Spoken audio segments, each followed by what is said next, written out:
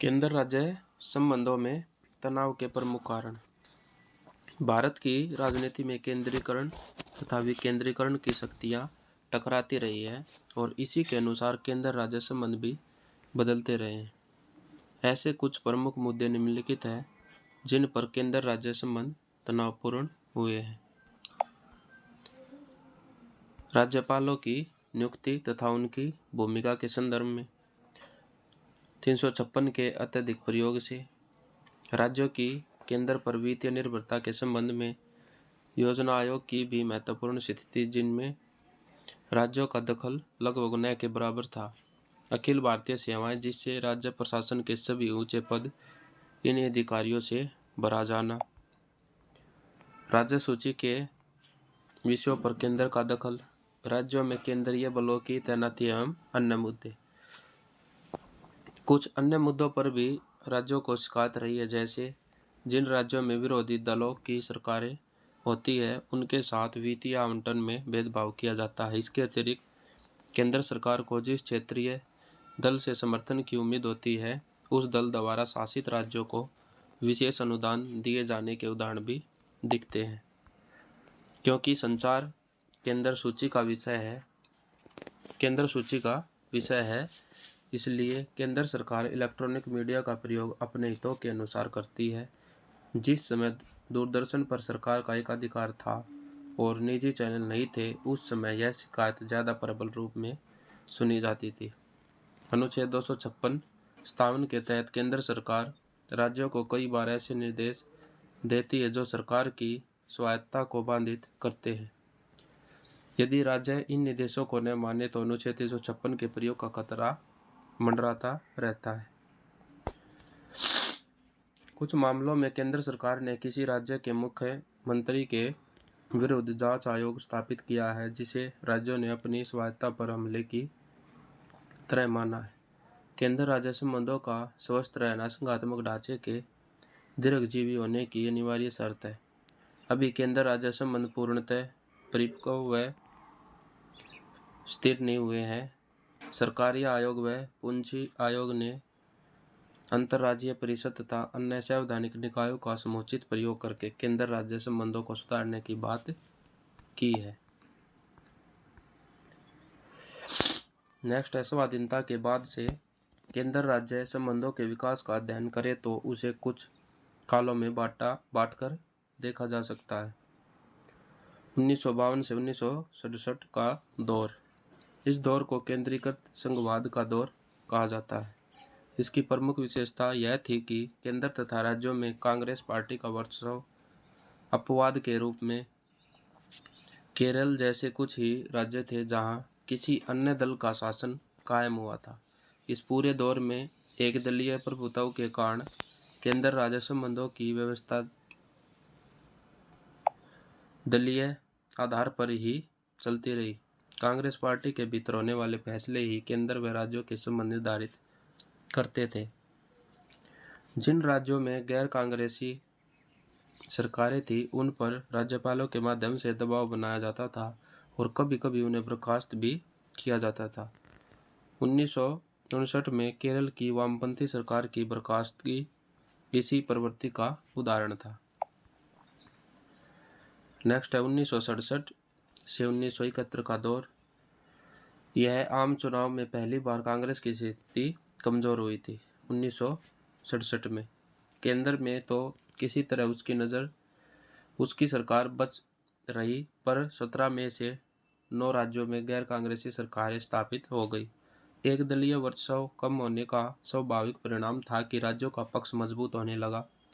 गैर कांग्रेसी मुख्यमंत्रियों ने राज्य सरकारों की स्वायत्तता का मुद्दा जोर शोर से उठाया। इस समय केंद्र तथा कुछ राज्यों की सरकारों ने केंद्र राज्य संबंधों का ढांचा सुधारने के लिए कुछ आयोगों तथा समितियों का गठन किया, जिनकी संक्षिप्त चर्चा नीचे की जा रही है। प्रशासनिक सुधार आयोग ARC। वस्तुतः इस आयोग का गठन तो 1966 में ही मोरारजी देसाई की अध्यक्षता में कर दिया गया था, पर 1967 के बाद इसका महत्व बढ़ गया।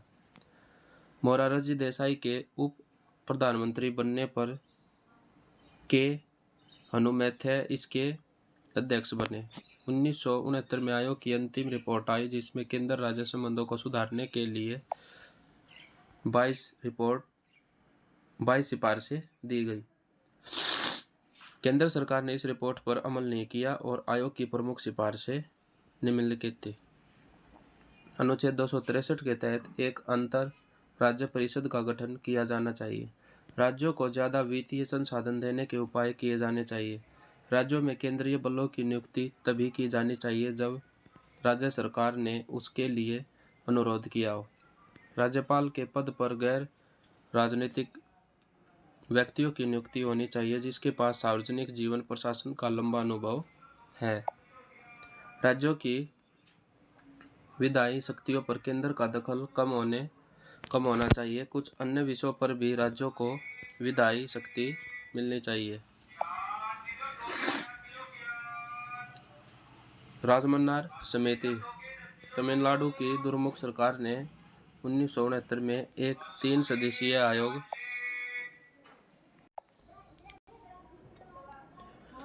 जिसे केंद्र राज्य संबंधों पर विचार करना था। इस समिति के अध्यक्ष डॉक्टर पीवी राजमन्नार थे और शेष 2 सदस्यों में एएल मुदालियार तथा टीपी चंद्रा रेड्डी शामिल थे। समिति ने 1971 में अपनी रिपोर्ट सौंपी जिसमें निम्नलिखित सिफारिशें प्रमुख थी। 7वीं अनुसूची में संशोधन करके अवशिष्ट शक्तियां राज्यों को सौंपी जानी चाहिए। अनुच्छेद 249 को निरस्त किया जाना चाहिए। अखिल भारतीय सेवाओं को समाप्त किया जाना चाहिए। वित्त आयोग को स्थायी बनाया जाना चाहिए। योजना आयोग को समाप्त करके एक वैधानिक आयोग का गठन किया जाना चाहिए जो उसके कार्यों को संपादित करे। राष्ट्रपति शासन से संबंधित उपबंधों अर्थात अनुच्छेद 356, 57 तथा 365 को समाप्त किया जाना चाहिए। अनुच्छेद 263 के तहत एक अंतर राज्य परिषद का गठन किया जाना चाहिए। राज्यपाल के प्रसाद पर मंत्रिपरिषद की निर्भरता को समाप्त किया जाना चाहिए। 1971 से 77 का दौर। इस दौर को एकात्मक संघवाद का दौर कहा गया और 1971 के लोकसभा चुनाव में श्रीमती इंदिरा गांधी की प्रभावशाली जीत हुई।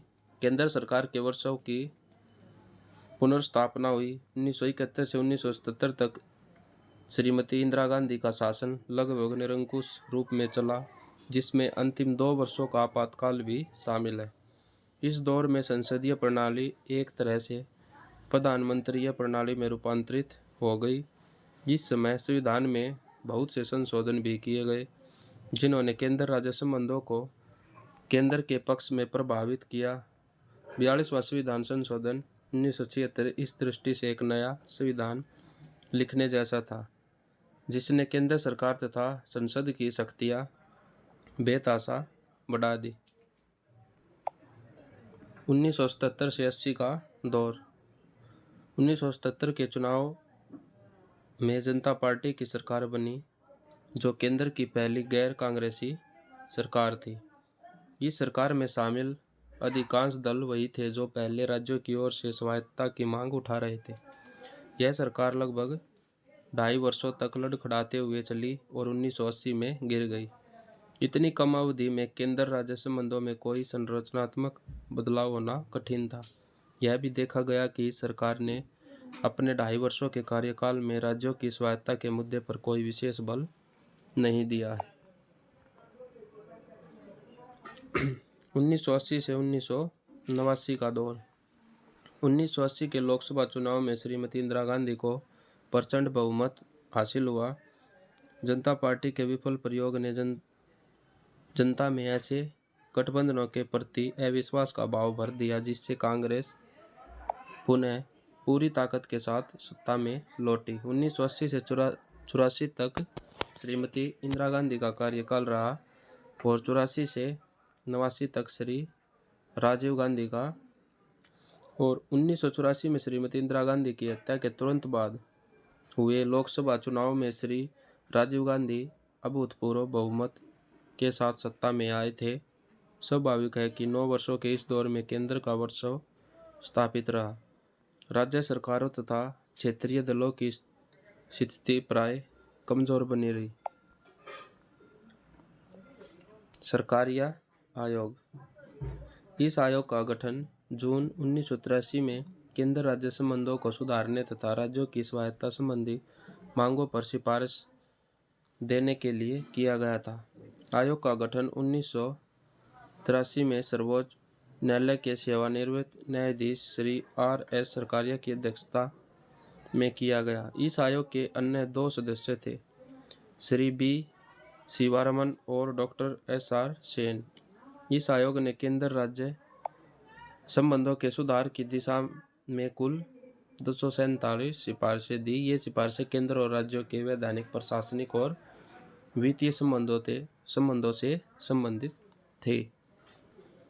प्रमुख सिफारिशें: संविधान में किसी संरचनात्मक परिवर्तन की जरूरत नहीं है। समस्या कुछ उपबंधों के दुरुपयोग की है।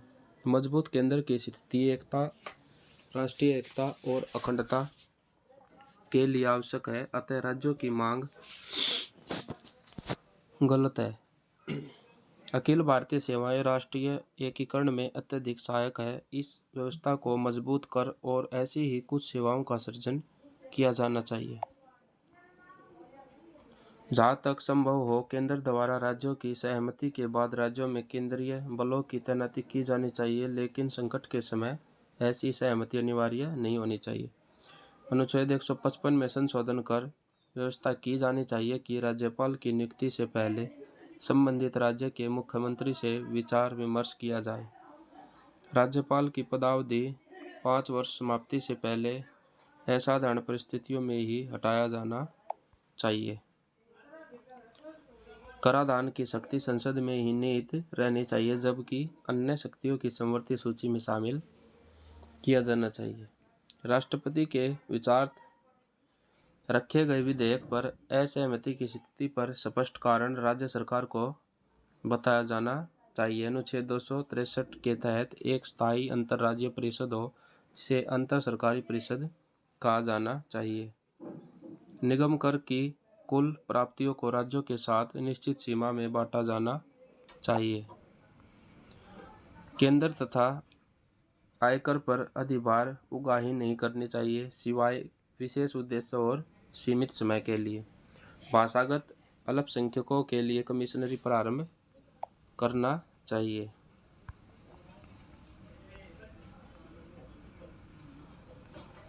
नोट: केंद्र सरकार सरकारी आयोग की ज़्यादातर सिफारिशें लागू कर चुकी है। इसमें सबसे महत्वपूर्ण 1990 में केंद्र राज्य परिषद का गठन है। पुंछी आयोग: 2007 में केंद्र सरकार ने भारत के पूर्व मुख्य न्यायाधीश श्री मदन मोहन पुंछी की अध्यक्षता में एक 5 सदस्यीय आयोग का गठन किया। इस आयोग ने 2010 में 7 भागों में अपनी रिपोर्ट प्रस्तुत की, जिसकी कुछ सिफारिश निम्नलिखित है। राज्यपालों की नियुक्ति केवल केंद्र सरकार की इच्छा पर ही निर्भर नहीं होनी चाहिए, वरन इसका कार्यकाल भी निश्चित 5 साल का होना चाहिए।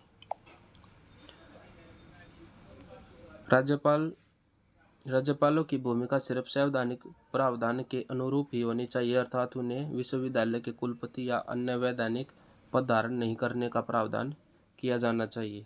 अनुच्छेद 352 और अनुच्छेद 356 को लागू करने का विकल्प अंतिम होना चाहिए, उससे पहले नहीं, तथा अनुच्छेद 355 के अनुसार राज्यों की सुरक्षा करना संघ की जिम्मेदारी है।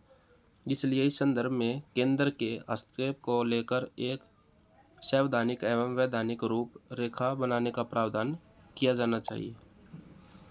और अनुच्छेद 263 के अंतर्गत कुछ संशोधन करके अंतर्राज्यीय परिषद को मजबूत कर एवं केंद्र राज्य के मतभेदों को दूर करने के लिए निष्पक्ष प्रणाली का प्रावधान किया जाना चाहिए। वित्त आयोग के स्थायी सचिवालय के रूप में कार्य करने के लिए वित्त आयोग के प्रभाग को पूर्ण विभाग के रूप में तब्दील कर देना चाहिए। योजना आयोग तथा वित्त आयोग में बेहतर तालमेल होना चाहिए। सकल कर राजस्व में केंद्र की हिस्सेदारी को कम करने के लिए समय समय पर केंद्र सरकार के वर्तमान उपकरों तथा अधिभारों की समीक्षा भी होनी चाहिए। ये सब पुंछी आयोग में बताया गया है। राज्यों की स्वायत्तता की मांग का औचित्य।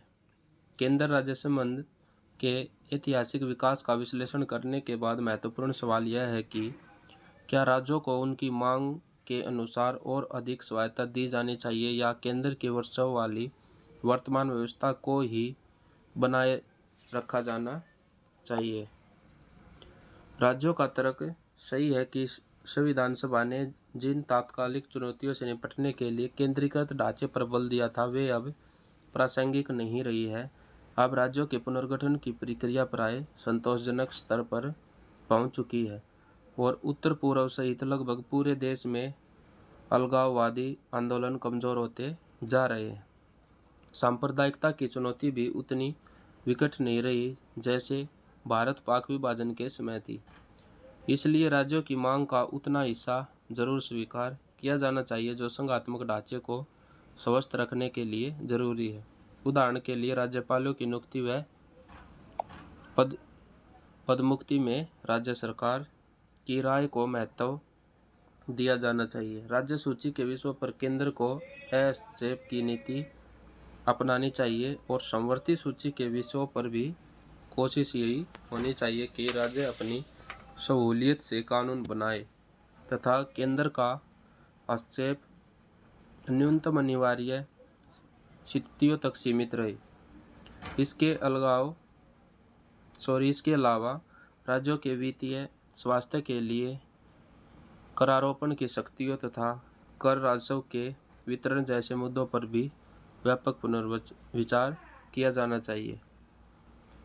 आपात उद्घोषणा संबंधी प्रावधानों का विशेषतः अनुच्छेद 356 का प्रयोग विरलतम स्थितियों में ही होना चाहिए ताकि राज्य सरकारें निश्चित व निर्भय होकर अपनी नीतियों का परिचालन कर सके।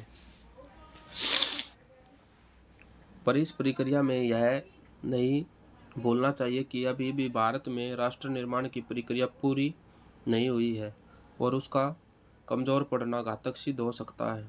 उत्तर पूर्व के राज्यों को अभी तक हम शेष भारत के साथ भावनात्मक रूप से नहीं जोड़ सके हैं। इसके अलावा उत्तर दक्षिण तनाव, मराठी गैर मराठी तनाव, असमी बिहारी तनाव की तरह विभिन्न क्षेत्रों व भाषाओं के आपसी तनाव बड़ी संख्या में बने हुए हैं। नक्सलवाद लगभग 200 जिलों में अपनी पहुंच बना चुका है और सांप्रदायिकता तथा नस्ल भेद के झगड़े भी समय समय पर सिर उठाते रहते हैं। इन संकटों को देखते हुए यह जरूरी है कि आंतरिक सुरक्षा तथा सामरिक महत्व के अन्य संवेदनशील विषयों पर केंद्र के पास ठोस शक्तियां न केवल बनी रहे बल्कि कुछ मुद्दों पर उनमें विस्तार भी हो। उदाहरण के लिए आतंकवाद से निपटने के लिए आज एक केंद्रीय पुलिस बल की आवश्यकता महसूस की जा रही है और इसी तरह सांप्रदायिकता, नस्लवाद, भाषाई हिंसा, क्षेत्रवादी भावनाओं के प्रचार प्रसार को रोकने के लिए भी केंद्र की महत्वपूर्ण भूमिका अपेक्षित है। आदर्श स्थिति यह हो सकती है कि सामरिक महत्व के विषय पर केंद्र का संपूर्ण वर्चस्व हो जबकि राष्ट्रीय महत्व के शेष मुद्दों पर अंतर राज्य परिषद जैसे मंचों का सक्रिय उपयोग करके सहमतिपूर्वक निर्णय लिए जाए। जो मुद्दे सिर्फ एक राज्य से संबंधित है वे पूरी तरह से राज्यों के लिए छोड़ दिए जाने चाहिए तथा उनमें केंद्र का हस्तक्षेप केवल तभी होना चाहिए जब संविधान सम्मत तरीके से शासन चलाने का कोई रास्ता न बचा हो। भूलना नहीं चाहिए कि राज्यों की स्वायत्तता किसी भी परिपक्व संघात्मक लोकतंत्र का सामान्य लक्षण है। क्योंकि हमारा लोकतंत्र परिपक्वता की सीढ़ियां चढ़ रहा है इसलिए हमें इस मुद्दे पर गंभीरता से कदम उठाने चाहिए। अंतर्राज्यीय परिषद। इस परिषद का मुख्य कार्य केंद्र तथा राज्यों के आपसी विवादों का समाधान करना तथा विभिन्न राज्यों के समान हितों के मुद्दों पर उचित कार्य योजना बनाना व उनके प्रति सहमति कायम करना है। संविधान के अनुच्छेद 263 में यह व्यवस्था है कि यदि राष्ट्रपति को प्रतीत हो कि अंतर्राज्यीय परिषद की स्थापना से लोकहित की सिद्धि होगी तो वह अपने आदेश द्वारा ऐसी ऐसी परिषद की स्थापना कर सकेगा तथा उसके द्वारा पूरा किए जाने वाला कर्तव्यों की प्रकृति तथा परिषद के संगठन व प्रक्रिया को परिभाषित कर सकेगा।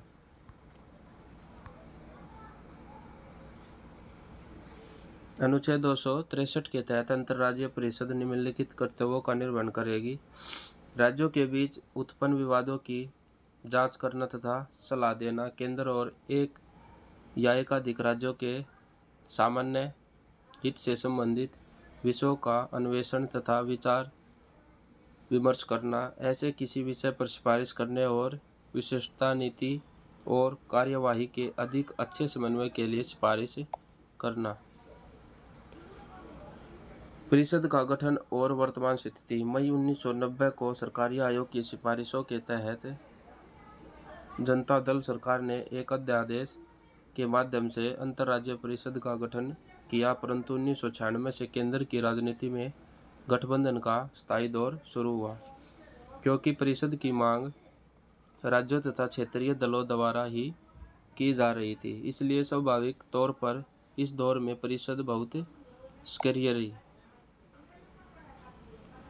1997 में परिषद ने तय किया कि केंद्र और राज्यों के मध्य राजस्व के वितरण की नई प्रणाली लागू की जानी चाहिए, जिसे वर्ष 2000 में 80वें संविधान संशोधन द्वारा मूर्त रूप दिया गया और वर्तमान में अंतर्राज्यीय परिषद कार्यरत है तथा उसका गठन वैसा ही है जैसा 1990 में निर्धारित राष्ट्रीय जनता दल सरकार द्वारा किया गया था।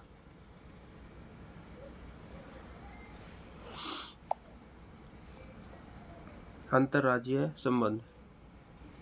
भारतीय संविधान में अंतर्राज्यीय संबंधों के लिए अलग से कोई भाग तथा अध्याय नहीं है, बल्कि विभिन्न भागों के अलग अलग अनुच्छेदों में इस विषय से जुड़े उपबंध दिए गए हैं। ऐसे कुछ उपबंध अगर लिखित है और संविधान के भाग 11 में अनुच्छेद 263 शामिल है, जिसमें अंतर्राज्यीय परिषद से संबंधित प्रावधान दिए गए हैं।